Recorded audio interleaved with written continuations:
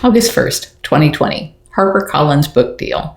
Yesterday, DMA arranged a Zoom call for Sydney Rogers and Gideon Weil at Harper Collins to discuss a book deal. Sophia volunteers for Animal Place, run by Kim Sturla, and has apparently known of our work for years.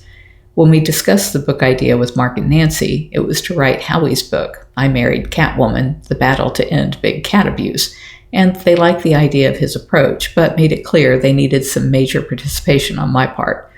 They were too polite to say it, but the public fascination with whether or not I killed Don is what will make this a bestseller for them, and they wanted to capitalize on that.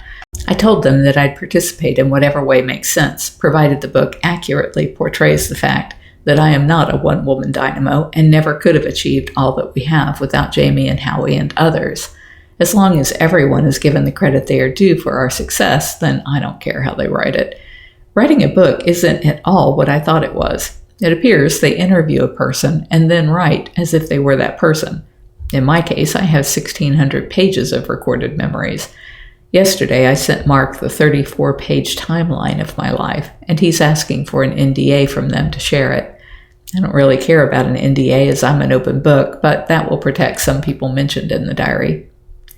On Tuesday, I did an interview for the Synapse Summit with Douglas Fajardo, and it was about 45 minutes long and quite good, I thought.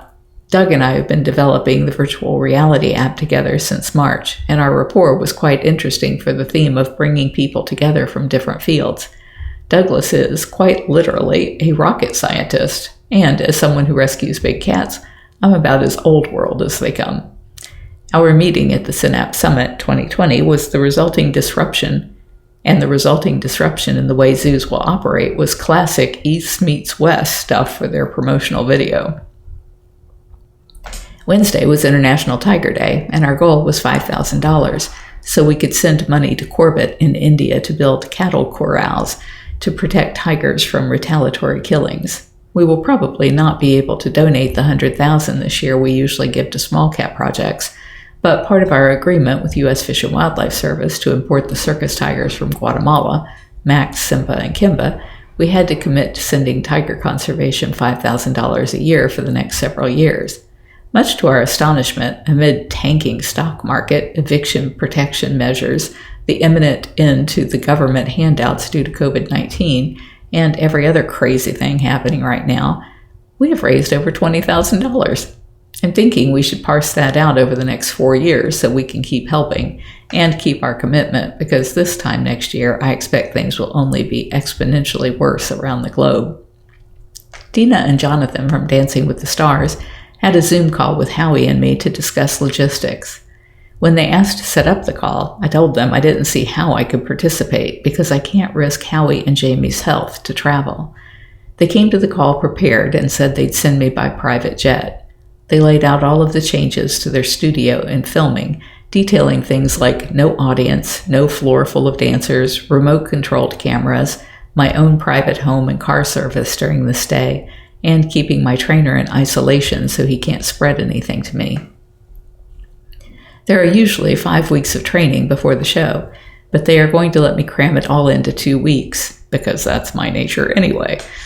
At this point, the plan is for me to fly out on September 1st, and the show airs on September 14th, and I have to be there the first 2 weeks. I could, and probably should, get voted off by then, since I can't dance and am a lot older than their typical starlet fare. Jamie says she thinks they will keep me till the end, though, as my backstory and name is what will keep people tuning in. Jamie and I try to never both be away from the sanctuary, but this will mean there is a 4-day lapse in the first 4 days of September, as Jamie will be driving her RV back from Colorado by then. She's going to line up Dr. Justin to be ready for any emergency, and since she's traveling with Victor, she could fly home if necessary. We got a ruling from Judge Pauck asking if all the outstanding motions from November 2018 still needed to be addressed, and they do. I'm sure he was hoping they didn't, but he never took any action. I was thrilled to learn that he hadn't just lost or forgotten the case. A day later, he let our attorney know that he and the sheriff of Garvin County both have COVID-19. If he lives, that means it will be weeks, if not months, before he's well enough to give a ruling. And if he dies, There is no way a new judge can come into this case that has been dragging on since 2011 and figure out what to do. I hope this life-threatening diagnosis will propel Pock into making a difference with his life by ruling in favor of all of the animals who have suffered and died at the hands of Joe Schreivogel and Jeff Lowe. Turns out our attorney was wrong, and it was the local Garvin judge with COVID, not Pock. Thursday was a long day and ended with a 7 p.m. hour-long interview with Dave Luce, the executive producer for Loose Change Incorporated, who produced Surviving Joe Exotic for Animal Planet. I had applauded his work on Facebook, so he reached out and we set up the call. Of course, Animal Planet wants to do an 8-part series on us in order to keep riding the hype train, and Dave wants to be the one to do it. He, and many others, want to focus first on taking over the Wynnewood GW Zoo. What we haven't shared, but will cause a bidding war, is our intent to have Stanford University come in and dig up the tigers who have been buried there to show a pattern of killing cubs as soon as they age out of pay to play. Most people wanting to do the GW Zoo aspect are just hoping to film a big rescue event, which it could end up being if Lowe can't get permitted in Thackerville and walks away from the animals. Dave said Surviving Joe Exotic was a huge hit for Animal Planet, with 600,000 people watching the night it came out at 10 p.m. and 300,000 more over the next 3 days. He said it's been number 1 on their Go app and number 3 on Hulu, and is the most popular thing Animal Planet has done all year. We like the idea of something that keeps coming back week after week, but that's going to be a huge time commitment for us and staggeringly difficult during this pandemic. On Friday, Ara came to me with Xennial's plan for distribution of the Big Cat Rescue virtual reality app to Steam, Vive, Port, and other platforms, and I paid the balance of about $6,000 we owed them. The app should be out for Quest by the end of this month. Verkada is a security camera company, and they reached out to me with an offer of free webcams and free hosting if they could use this as a demo for their sales purposes. I was really impressed, and they are all a bunch of crazy cat lovers. So Tuesday they are sending out an engineer to see where we can put them for best effect. At 1:30 p.m. Friday, I did an hour-long Zoom call tour where I walked around doing Zoom, touring the sanctuary for the staff at Cameo. They said I've been the most amazing talent they have ever had, and that they have never seen anyone put the thought and creativity into the cameos that I have. They say I've just blown off the charts all of the metrics that they use to evaluate success, and as of today, I've done over 1,500 cameos in the past 32 days, earned $190,364.94, and have 229 5-star reviews. Apparently, that's a record.